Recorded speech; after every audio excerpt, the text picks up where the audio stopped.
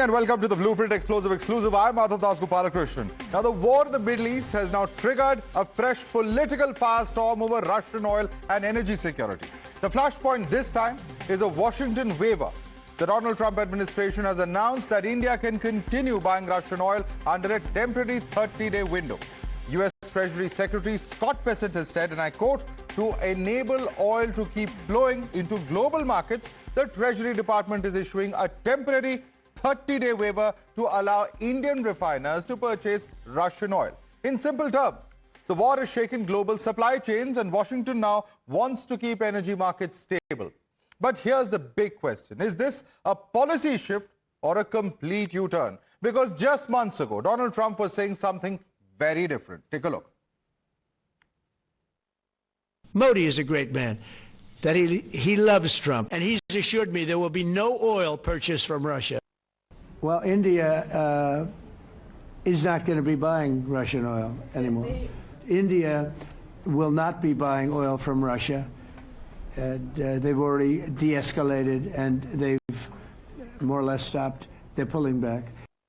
India, as you know, has told me they are stopping. You know, it's a process. You can't just stop it. But by the end of the year, they'll be down to almost nothing. Now, back home here in India, the politics is also boiling over. The Congress party is claiming that U.S. statement shows India's energy policy is being dictated by Washington. Opposition leaders are asking why America is even talking about allowing India to buy oil.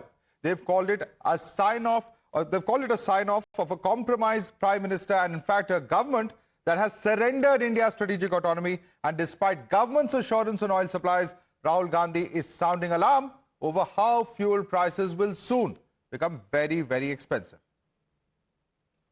And how is India going to pay the price? Directly, because of our energy reliance on the Middle East.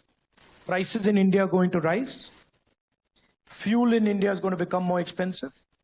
So we have to be very clear on what our policy positions are. China's on our border, and America's our ally. And they're getting ready to fight. So we have to be very careful where we are standing, and that we don't suddenly get sucked into. Trade deal से पीछे हटने की हिम्मत नरेंद्र मोदी नहीं कर सकते। बिना हस्ताक्षर किए हुए ट्रेड डील की शर्तें हम पर लागू हो गई, इसके अलावा और कुछ नहीं हमारी औकात। क्या हमने पूरा का पूरा डिसीजन मेकिंग प्रोसेस यूएस के हवाले दे दिया है? तो ये तो फॉरेन मिनिस्टर को आपको जवाब देना चाहिए कि जिस देश के खिलाफ सैंक्शन होगा और उससे आप नहीं खरीद सकते। कमाल की बात यह है कि ट्रंप साहब तय करते हैं कि सीज फायर हुआ, अनाउंस वो करते हैं। ट्रंप साहब अनाउंस करते हैं कि हमारा इंडो यूएस डील हो गया, ट्रेड डील हो गया। And there's breaking news coming in. Government sources are pushing back strongly. They say India's energy security remains strong and India will continue to buy oil based on national interest. Russia, in fact, remains India's largest crude oil supplier.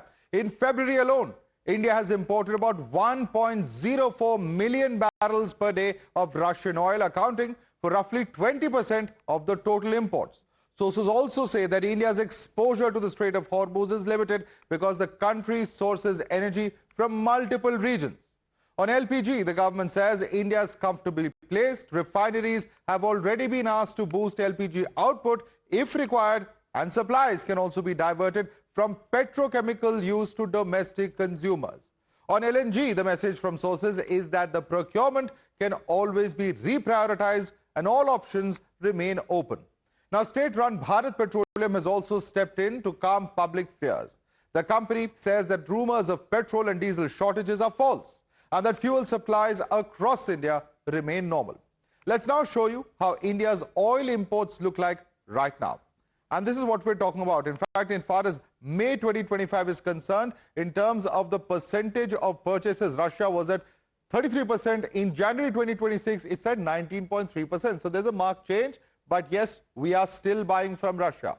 When it comes to Iraq, it was 17.1%. In January of 2026, 16.6%. Mind you, this is from the time that the war had not begun. There's also, of course, UAE, which was at 12%. It is now at 10.4%. Saudi, which was at 9%, has rapidly been increased to 17.5%. USA at 5 has gone up marginally to 6.8%. Qatar, which is 5.5, has in fact gone down to 3.6%, and Kuwait at 19.7% is now at 15.9%. This is in fact as far as the official sources are concerned. Now, there is a big warning coming in from Qatar. This is a sharp warning as the Middle East war threatens global energy markets. Qatar's energy minister, Saad Al-Kaabi, has warned that oil prices could skyrocket to more than $150 a barrel if the conflict escalates. Speaking to international media, Al-Kaabi has said that such a spike could drag down global economies and trigger a fresh energy crisis. Currently, crude is trading at around $85 a barrel after spending much of the year on $60 to $65 range. But with tensions rising in the Gulf, Qatar now warns that a prolonged conflict could send oil prices surging with serious consequences for the global economy. So the question is, who is really being exposed here? Doesn't America's U-turn vindicate India's energy diplomacy and the government's India First policy? And when that is the case, why is the opposition spinning a surrender narrative?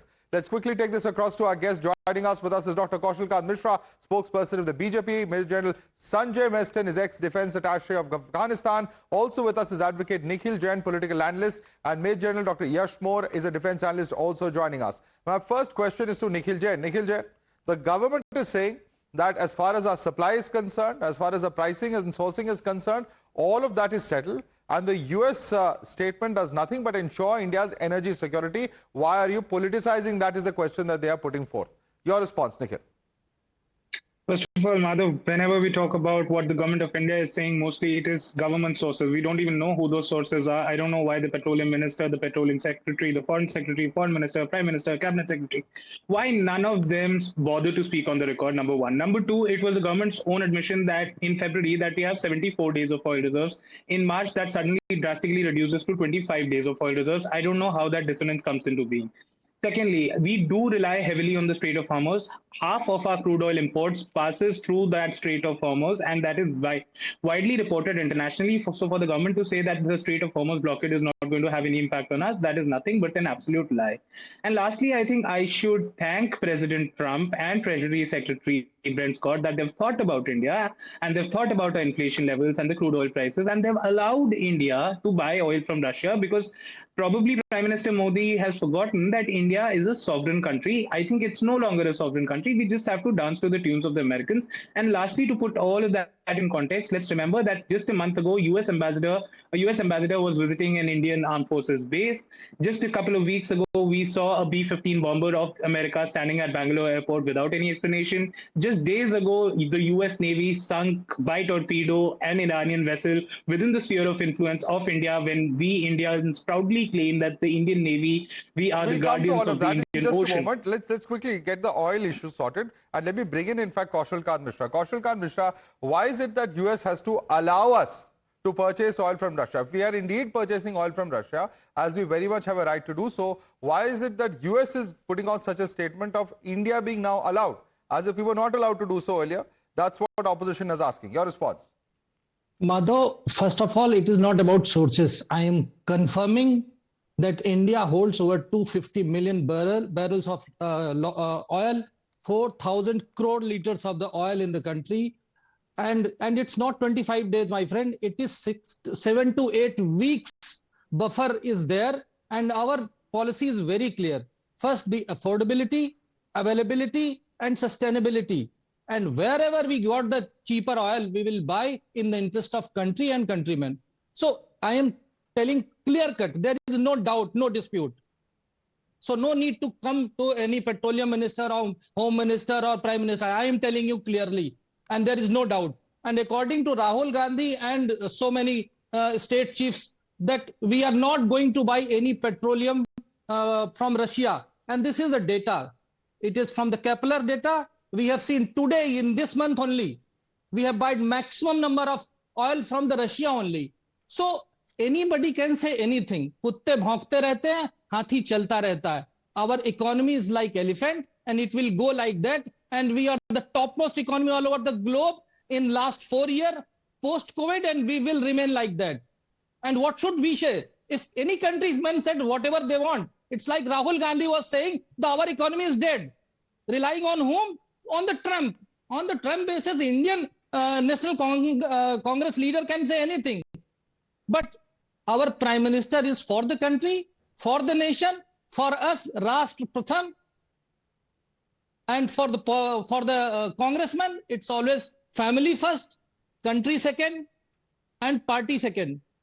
Okay, one by one. Both can be second, but yes, Nikhil Jain, your response to that. Second and third. Madhav, Times of India, NDTV, The Hindu, WION, Reuters, all have and ANI all have reported government sources just 3 days ago saying that we have 25 days of oil reserves. So as much as I respect my friend Mr. Kaushal Mishra here, he is not in the government. He is from the ruling party. The government sources are claiming 25 days. I don't know who to believe, the ruling party spokesperson or government sources as reported by your own media house and many other respected media houses.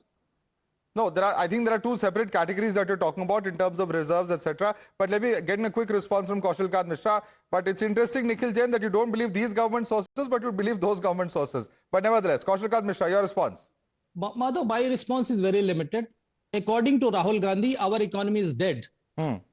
Based on whose claim? It is on the basis of the Trump's claim. So what can I say?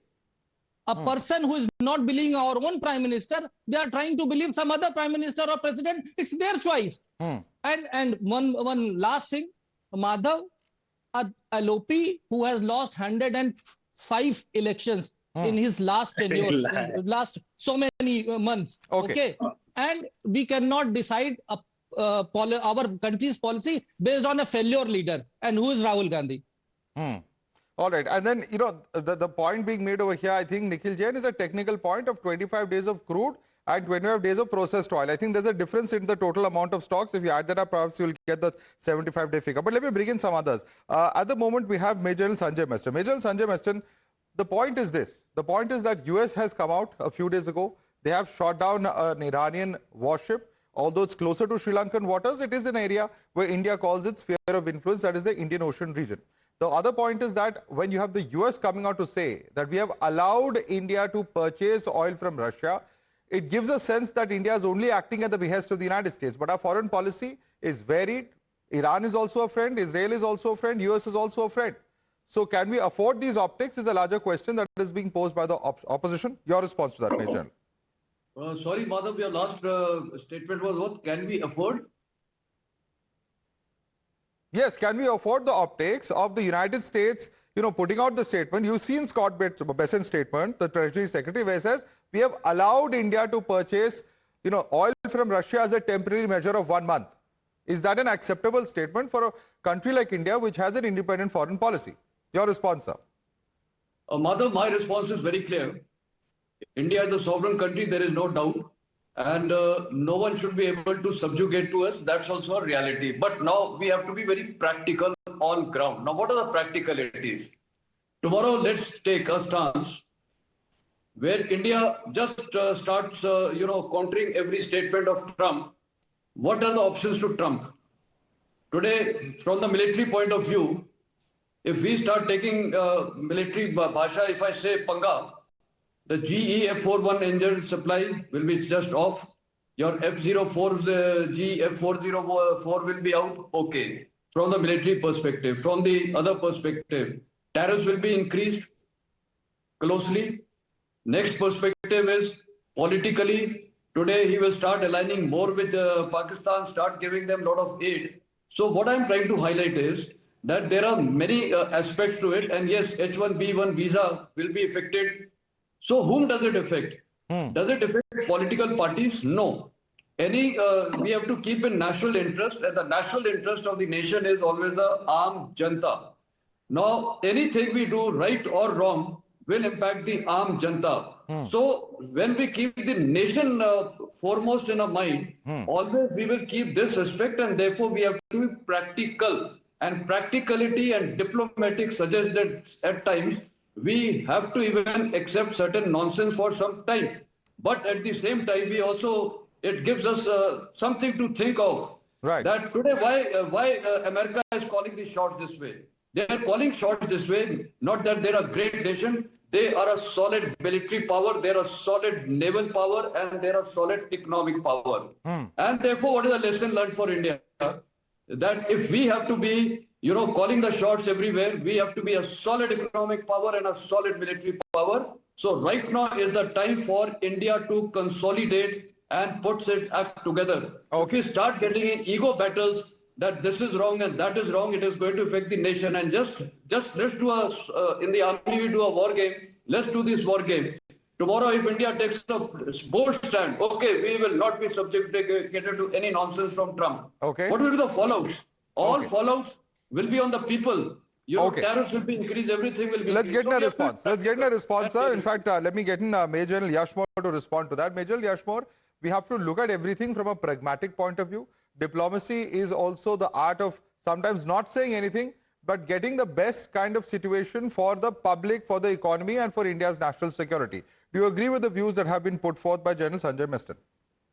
See, while national interest always supreme, and we have no friends or foes, we have only national interest. These are all absolutely true, and India has been we have shown our strategic autonomy. We have been a non-aligned country, and even when we were very poor, we saw eye to eye with US or any power. We never succumbed. But post Sindoor, let me flag this, post Sindoor, the way the ceasefire was announced by Trump and his secretary, and after that the number of utterances by Trump and our own media, I think somewhere just few days back we were getting that we have 25 days available. Earlier we were getting that India has totally stopped buying Russian oil. It has come to almost zero, and all those things, nobody was countering that. So confusion in the public is very normal. That is Trump dictating us. Is Trump that powerful? Are we so weak that we are so afraid? What are we afraid of? What can Trump do? Spain is challenging Trump. There are many countries challenging. Entire European Union is now challenging Trump or disagreeing with Trump. Many other people feel that Trump's bowing down to Trump, he will trample you. It's better to look into the eye and talk to US straight. A US official has come to Raisina dialogue, and the kind of language he has used will never allow India to, will not make a mistake that we have done with China, will never allow India to be a competitor. I think somewhere trying to be please all, you can never, if you try to defend all, you are defending nothing. So I feel we are a strong country, we have strategic autonomy, and we shouldn't come to Trump or anybody or any Trump theatrics. He's an unconventional, unpredictable guy, and let's call him out once in a while. Sometimes we must call his bluff out, and not every time. Many other adjectives, in fact, people of India and across the world would have for Trump. But let me get back, General Sanjay Miston, on that. General Sanjay Miston, your point of national security, national interest is undoubted. I think there's complete consensus on that aspect on the panel. But the question is, how much is too much? For instance, the US official who has come to a security conference in the national capital, look at the kind of language being used. And I think that's a fair point, because you can't come to India and then use words that we are not going to make the same mistake that we made with China, so on and so forth. So there is a sense amongst several Indians, I'm not going to say it's a majority or a minority, but a significant chunk who feel that somewhere or the other, are we going to go along with Trump, and up to what extent are we going to accommodate those points of view, even if they are very derogatory about India? General Miston. See, firstly, I'll give you my experience in the Indian Army. I have dealt with I was in an appointment in the foreign division. I used to deal with all these embassies, and even I've been to a number of countries, including United States, on official visits. Let me tell you, I never accepted nonsense from anyone, whether it was American or anyone, and I gave them back like hell, and my officers were also surprised. So what I'm trying to say is, if someone is nasty in the language, we definitely have to be nasty. We cannot accept nonsense from anyone. But at the same time, see what gives power to a nation. Today, we have to capitalize on our strengths and consolidate our strengths. Every nation has a leverage. Today, China has got leverage of semiconductors and, all these chips, etc., the rare earth metals. European Union also has some leverage. What is our leverage? So our leverage also has to be thought of, and our leverage is our culture, so many things is a leverage. But today's world, let's be very practical, military power is one of the biggest leverages. If tomorrow India is a strong military power, no one on earth, including China, can dare to the Galwan. So let us consolidate, and therefore Even let's learn a lesson from China. General Moore will agree. In the armed forces, I recollect China was, you know what policy they were advocating? They were just telling prepare, and their preparation time is up to 2050. And therefore, they were avoiding major conflicts. Russia has fell into the trap.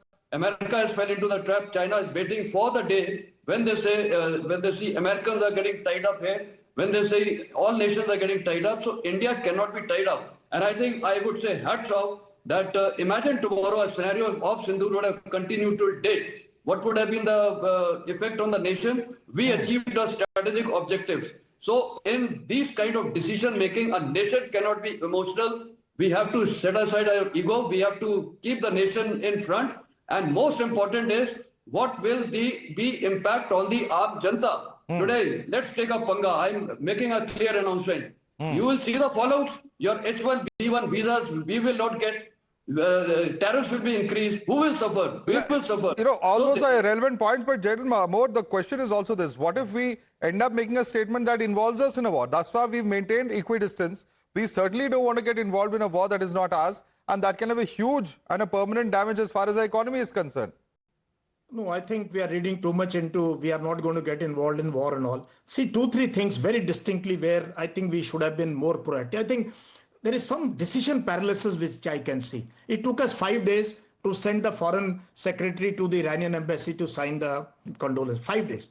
We have not yet paid condolences to the sailors who were in India. They were in India, they were our guests. They were marching in Visakhapatnam. They were in front of Taj Mahal a few days back. They were exchanging gifts. They were our guests. We invited them, their naval chief. We have not yet, nobody has condoled or even paid condolences to their families that these sailors have died. And the way,